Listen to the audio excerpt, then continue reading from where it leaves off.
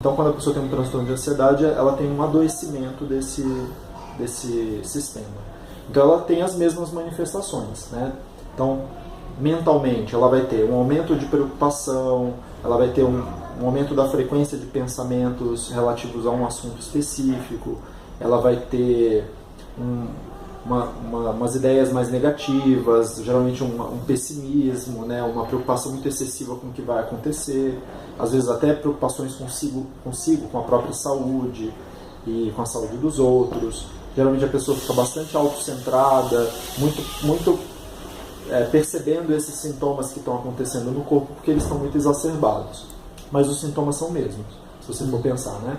Taquicardia, suor, extremidades frias, calafrio ou calores, ela sente aperto no peito, aperto na garganta, uma sensação de sufocamento, uma tontura, uma sensação até de desmaio, tem gente que até chega a desmaiar, e também às vezes até um medo de morrer, né? Um medo de que alguma coisa muito ruim vai acontecer. Então, uma pessoa com um transtorno de ansiedade, ele geralmente tem uma limitação, né, da sua funcionalidade aí, bastante grande. Assim, né? A gente percebe, e isso é bastante frequente, que a pessoa, quando está vivendo um transtorno de ansiedade, né, de qualquer tipo, ou ela está tendo uma crise de ansiedade, né, ela fica paralisada, né, principalmente porque ela começa a se voltar para si mesma, né?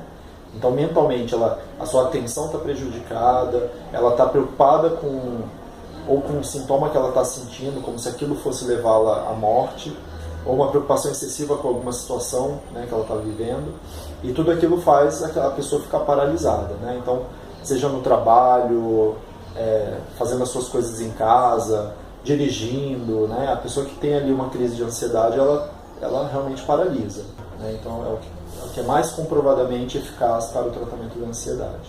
Mas outras formas de terapia também são muito importantes. Assim.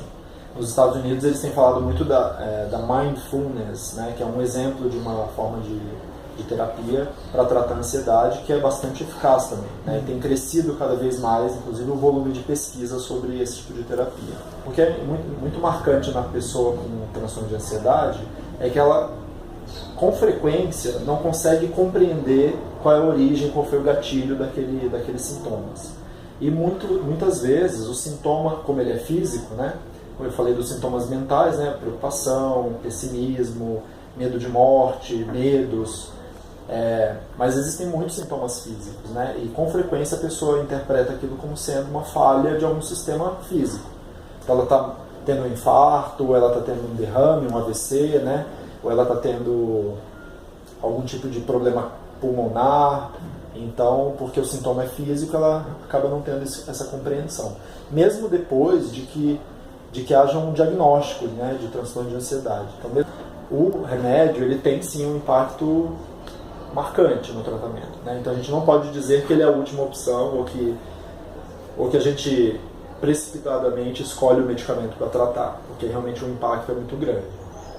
Mas obviamente a gente percebe que muitas das vezes, né, a pessoa acaba se apoiando no tratamento com o medicamento, né, sem que outras coisas sejam feitas, né, e aí o tratamento vai também ter um resultado inferior ao esperado, né, mas eu já vi transtornos de ansiedade, ou seja, pessoas com transtorno de ansiedade muito graves, assim, né.